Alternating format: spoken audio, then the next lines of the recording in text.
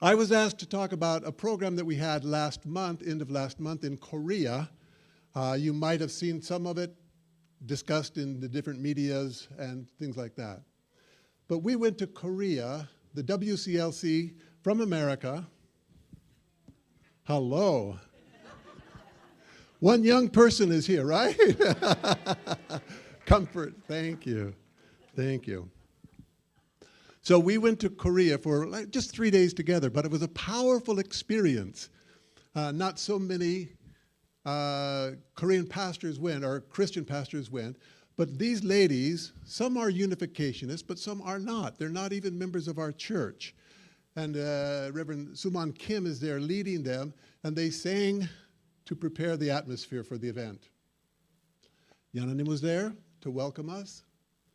Reverend Song was there, the head of the Korean church. Kian Kim, head of the WCLC. These are some of the pastors that came. Upper left is from Germany, but originally from Uganda. On the right, with the colorful red, is Thailand. Lower left is America, and lower right is Zimbabwe. So these people were invited because they know True Mother. Mother knows them. And the criteria was if you go into the detention center, then Mother needs to recognize you immediately. You don't have time for introductions. So these people, Mother knows, and some of them were able to go into the detention center.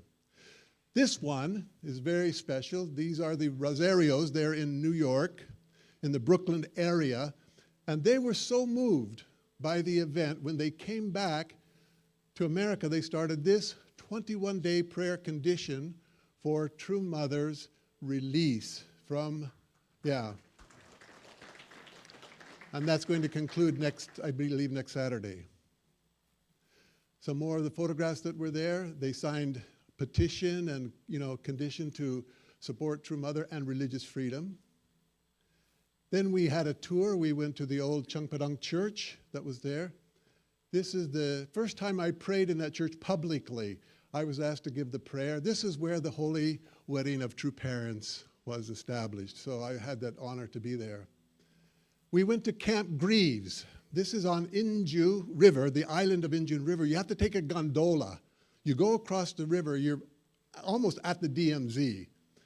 And this was a very moving experience for me because it's a museum. It's under the Civil Control Act, not a military base anymore, and it's turned into a museum. And there they have a monument or a recognition of the signing of the armistice. And as an American, I looked at that and I thought, why? Why did we only go for an armistice? We put so much effort, so much sacrifice, and we didn't see it through. So I had a repentful heart as an American. If we had just understood a little bit more about the real threat of communism and how much effort, one time I was reading a book and they were talking about the Korean War, and the pilots that were bombing North Korea were complaining there's nothing left to bomb. They couldn't see anything standing, and then the command came, if you see two bricks on top of each other, bomb it. And so the amount of destruction in North Korea was huge, and because they wouldn't surrender, and the war just kept on and on and on. And so I was so sad we couldn't end the war then. But what we're doing now, bye-bye. Then they were able to take a tour of the Chunwan-gun. This is they wash their hands before they go in the Chunil Sanctum. And they were there to pray a very deep prayer that they had and see the paintings that were recently made of a true parent's life.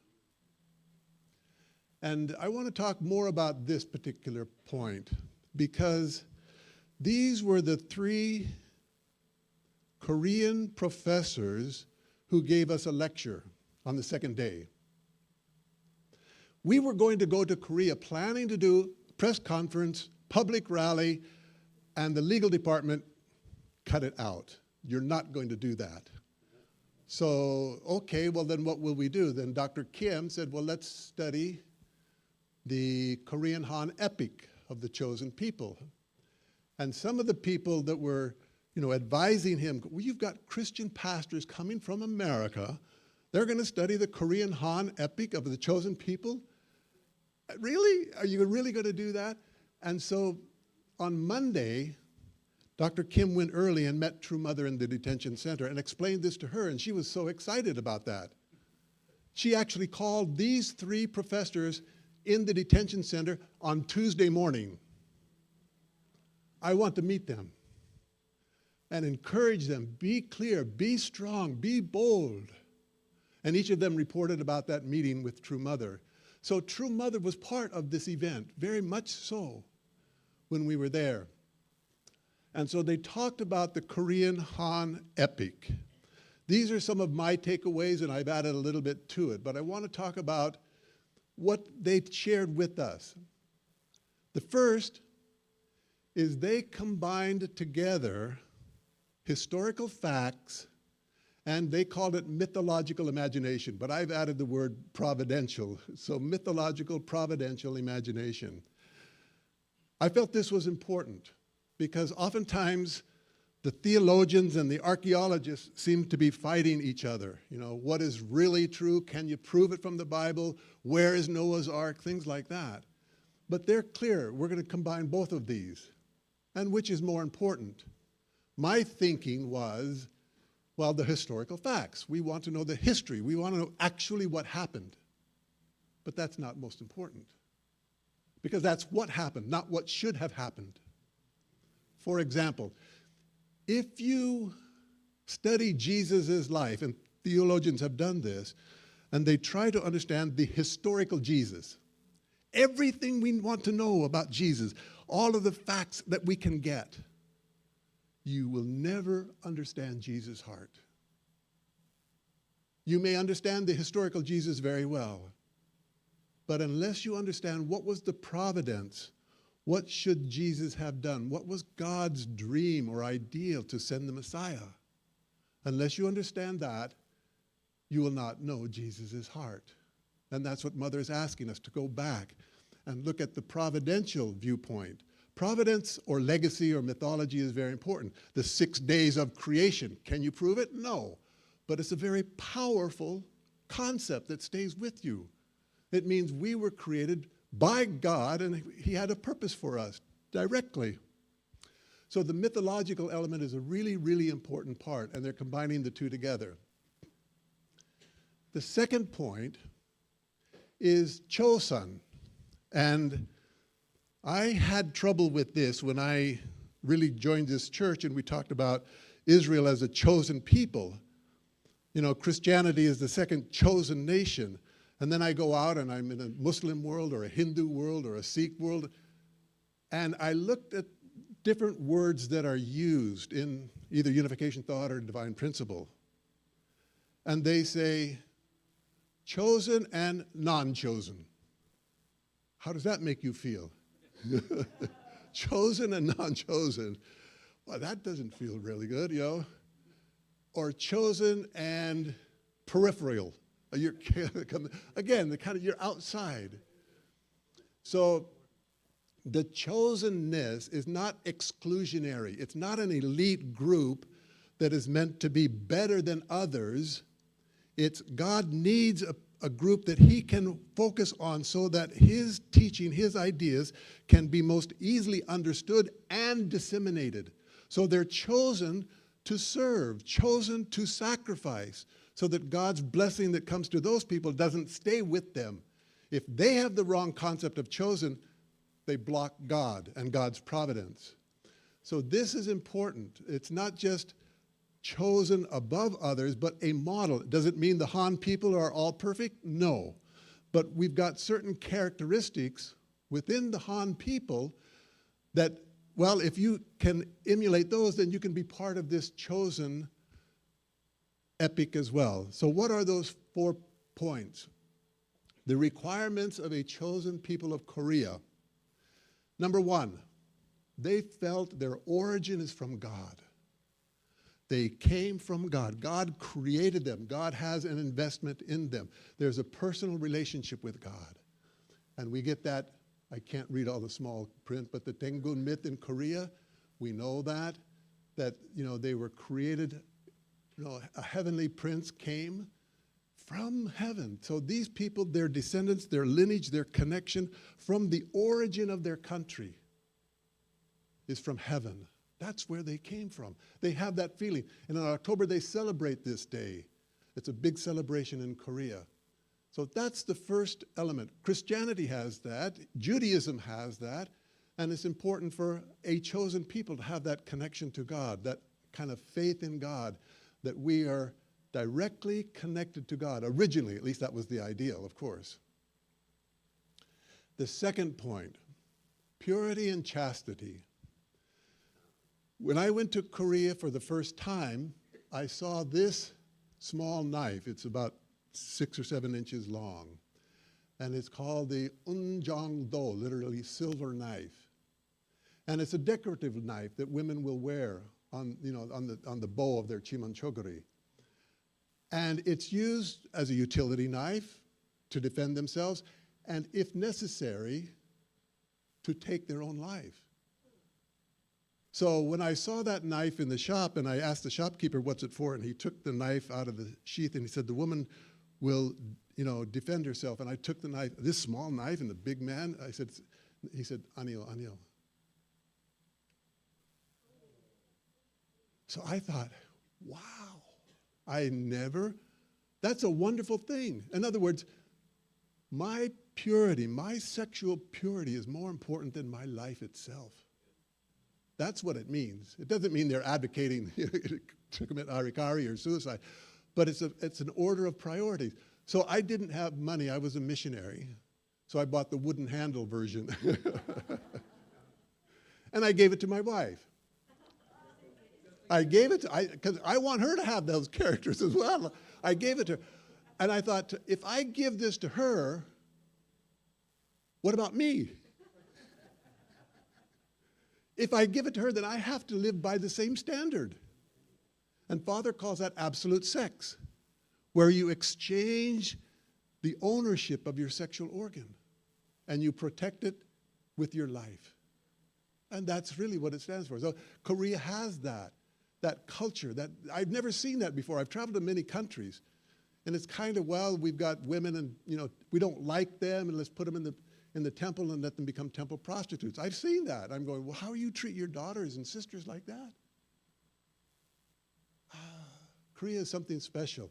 And they wear white. This is in the church of Sardis. It's the beginning of the book of Revelation. He who conquers shall thus be clad in white garments. So this is referring to the Messiah when he returns. Because each of these 7 churches has this phrase, he who conquers, he who conquers, he who conquers.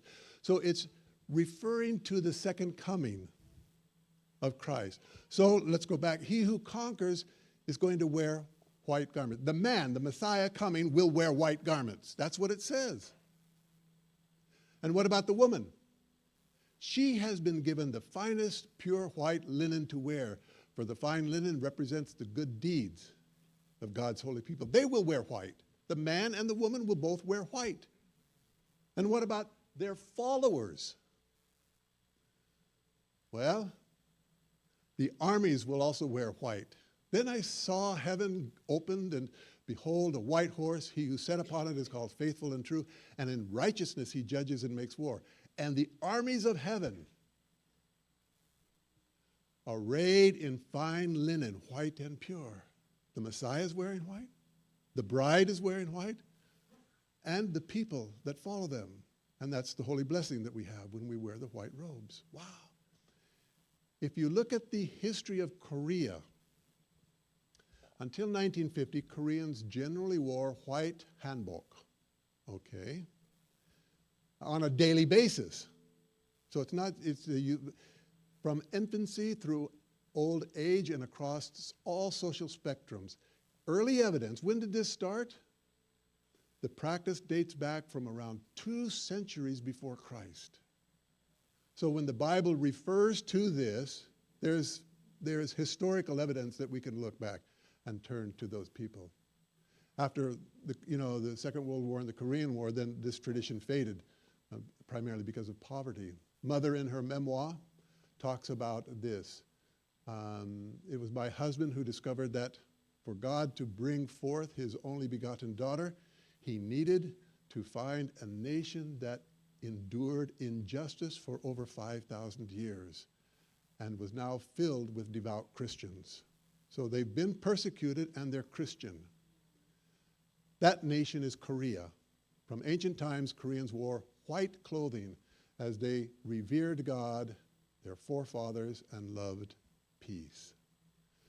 So the next one, a true family, ideals, and what we call Hyojung culture.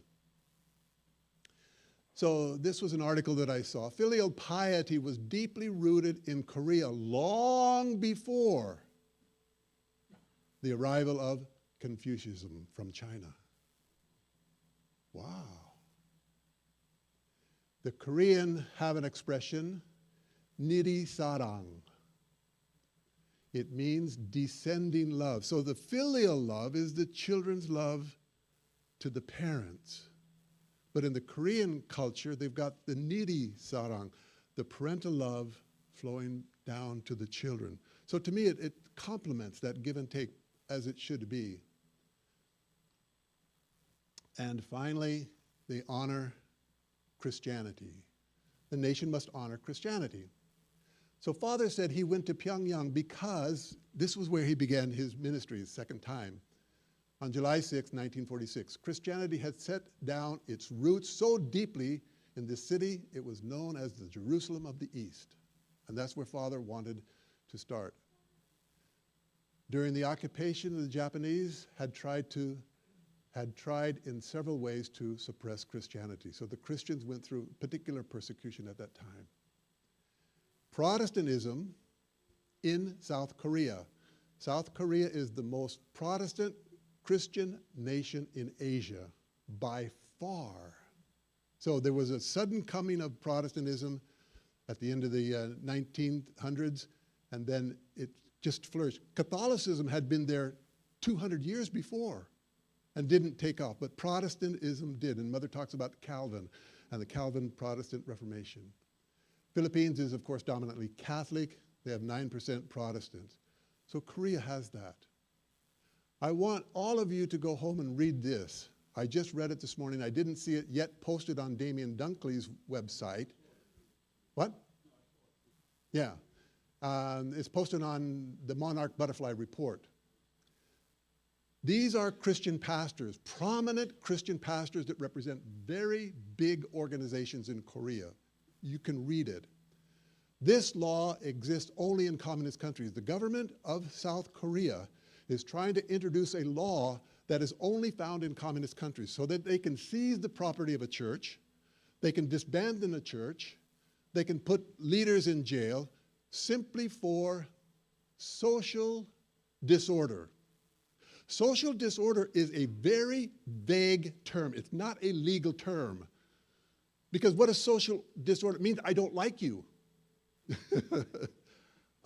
I'm the ruler and I don't like you, you go to jail. I'm going to seize your property.